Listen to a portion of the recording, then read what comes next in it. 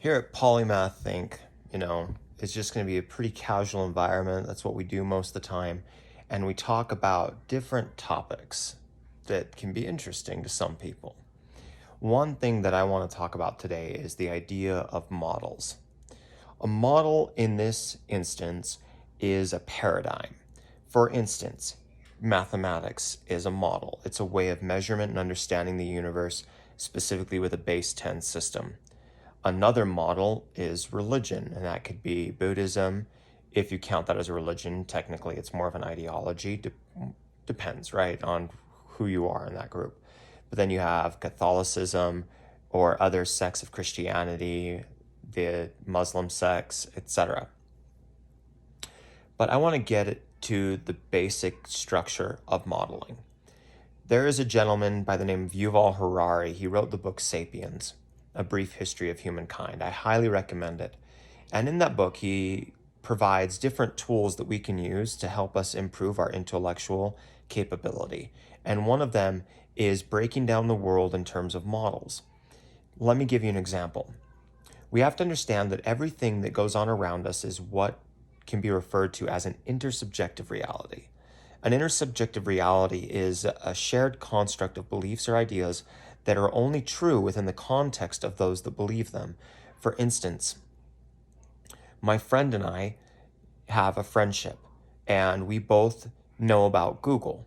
Okay, so when we talk about Google, and we know that Google exists in our minds.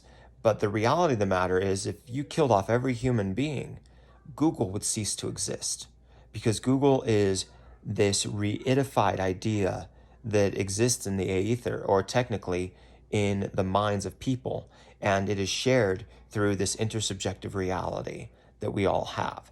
Now, if you start breaking down every aspect of human nature that way, you can learn quite a bit.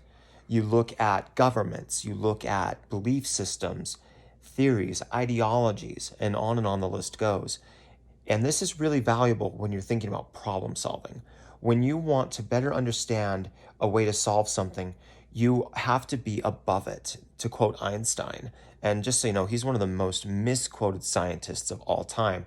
There is literally a professor that I went and listened to at one point that his work as a physicist was basically proving how often Einstein was misquoted. And that happened in my undergrad when I was studying physics. In any case, this idea of an intersubjective reality is valuable to you because take the ideas around you that you believe in, these names, these trademarks, businesses, they're not real, but they're real because you believe in them. Think about that for a minute. If you take the mentality of Dungeons and Dragons, okay, if you've ever played the game, it's a fantasy game where people make up characters, places, worlds, and then they pretend like it's real. That's exactly what we do with businesses. And an irony of today is that when you think of sorcerers and magicians of ancient times, the equivocal in our modern day is probably a lawyer, because we have all these rules and bylaws, standards, and customs that really don't come from anywhere. They come from a system that humans designed, but they're not coming from tangible physical things in the context of strict science, of what I would refer to as just physics and mathematics. But you could get abstract on this and go down a rabbit hole saying, well, technically it exists in people's minds, which are physical entities, and we have no reason to believe that consciousness is external to the mind. But that's also another theory. Consciousness itself is a huge rabbit hole that I'll get into at some point. But for now, suffice it to say that this concept of intersubjective reality opens the door for us because we can see things in a new light. And every time we do that, we grow. So give it a try. See what you think.